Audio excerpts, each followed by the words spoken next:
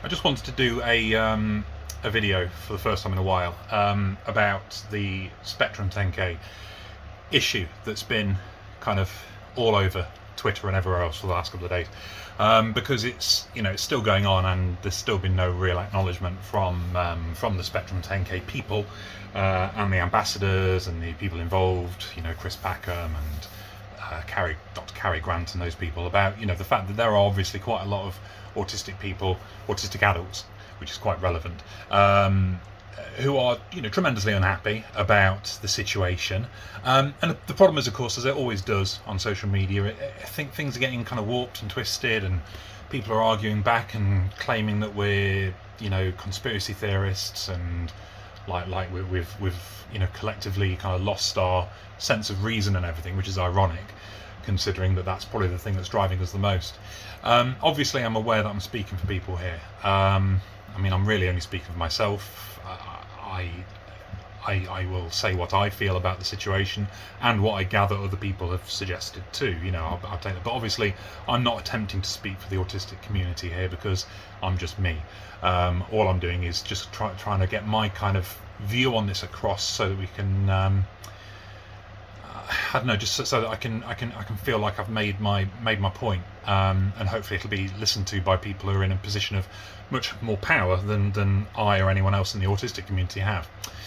So the issue is that there's this research group that want to deal with data sets that are very, very large. The big thing about it is that it's 10K, and it's 10,000 autistic people being used to create the data bank here, and obviously on the face of it, having a nice big study of looking at lots and lots of autistic people, volunteers, it is a good, that in itself will be a very good thing, a very large scale study, exploring what we need and the improvements in life that we would benefit from and all the rest of it.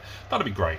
But the first thing that comes up about this whole thing is that they want our DNA. They want us to spit into a vial and send it off to them, so that they end up having a very, very, very large bank of autistic human DNA that they are not hugely good at the moment at explaining what they want to do with that. There's a lot of statements around the idea of improving our well-being and using it to help identify comorbid conditions.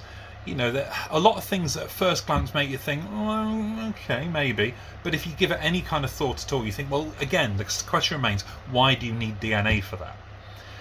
And what we have to really boil this down to is that the whole idea of giving DNA to a research program for autistic people is just inherently very fraught, and inherently very, an unhappy area.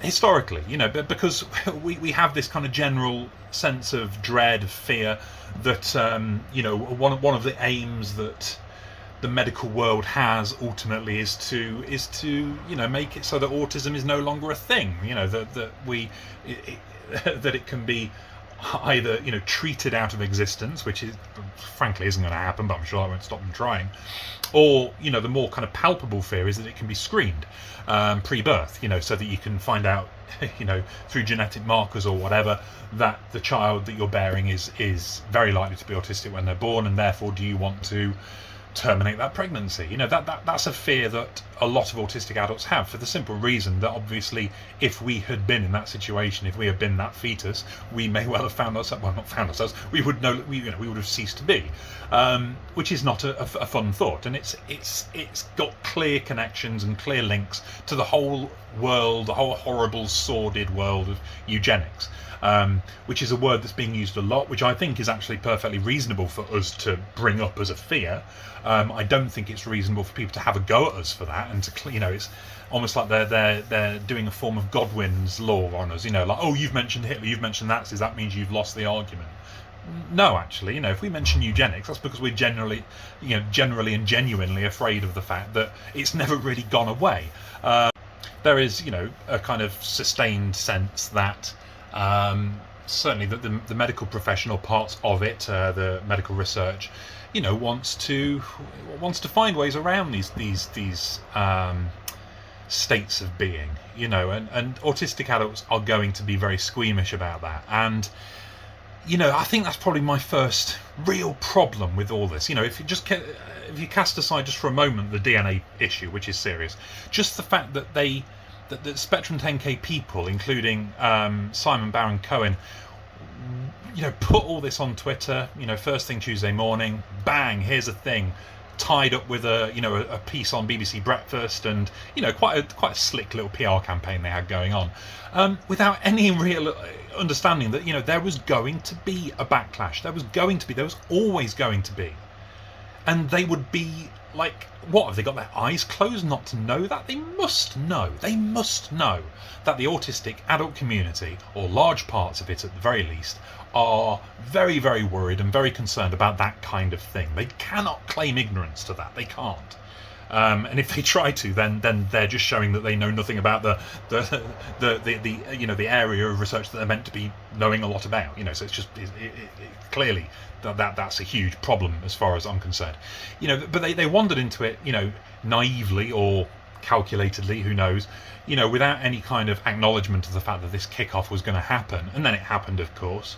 And then cue the misinformation and the kind of harrying of autistic advocates by their ambassadors, ambassadors, people who have been chosen by the charity to communicate, presumably, act as a kind of goodwill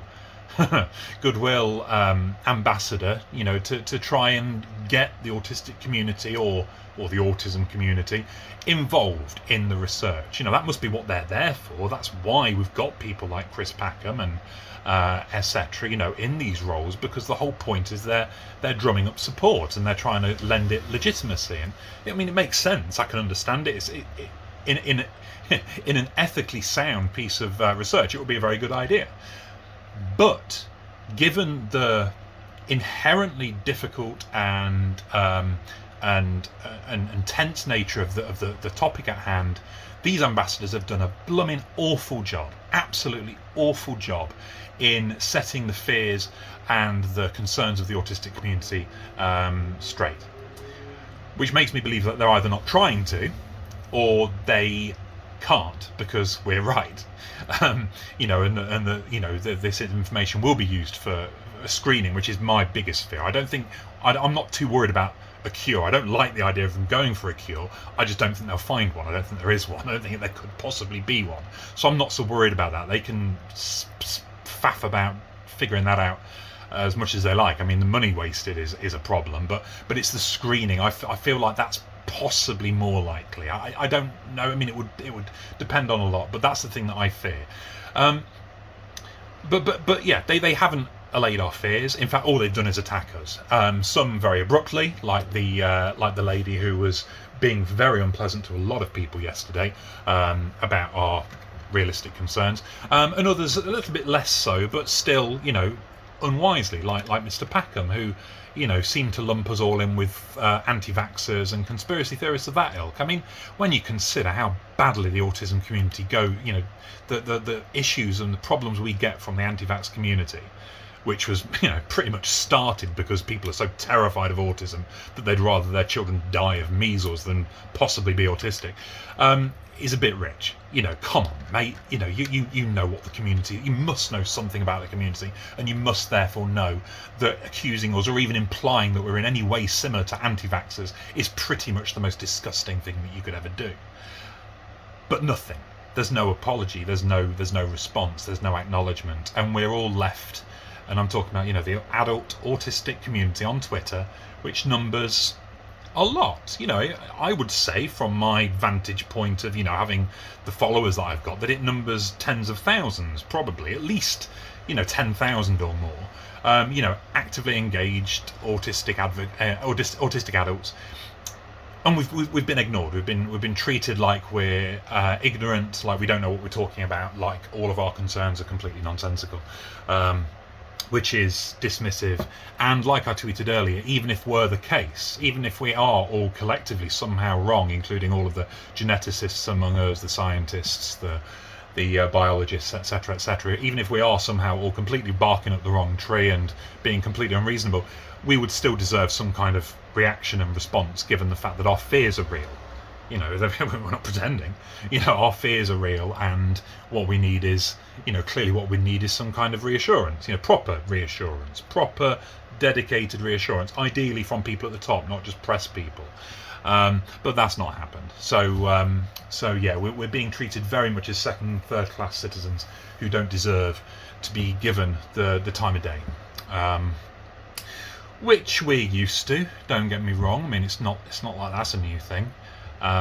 You know, the autistic community, we're hardly, you know, first in the queue when anything autism related comes up. You know, all we have to do is look at the Sia music movie, you know, debacle, to see a good example of that. You know, it's not like this is new to us.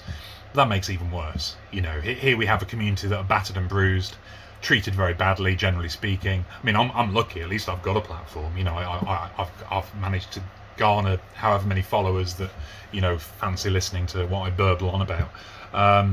You know, the majority of the autistic community don't have that. You know, they haven't got that ability to be heard that I do. And yeah, so here we are. You know, this community that are historically ignored, just being ignored again by the very people who have self-appointed themselves as our saviours and as people who are going to help us and make us happier and better and all the rest of it. So yeah, not a great look.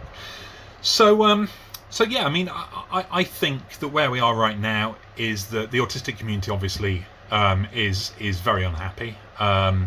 The research will undoubtedly continue. I mean, I've got no doubt about that. The Spectrum 10K will persist. They will get their 10,000 volunteers, probably a great many of them through parents of autistic children, the ethics of which are interesting, to say the least.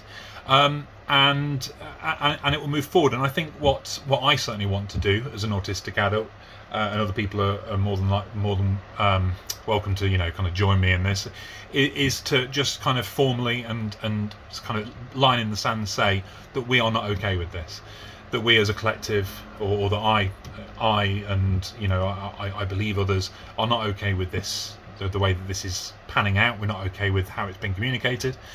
We don't view the ambassadors as being legitimate, or the research as being legitimate, until we've had a chance to actually talk properly in detail about, you know, exactly what's going to happen to this DNA, this genetic data, how it's going to be used, you know, once Spectrum 10K have finished with it, where it's going to end up, and whether there is any chance whatsoever of it ever being used to assist either cure or screening technologies.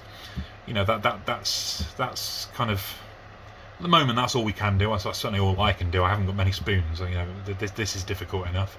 But I think just to really make that very clear, you know, this is not okay. This is not good enough. And we are being, you know, I believe that the autistic community is being treated just ridiculously badly, to an almost comical, nonsensical level. You know, it'd be funny if it wasn't so awful and traumatic, because, you know, these are the people who say they want to help, and this is what's happening.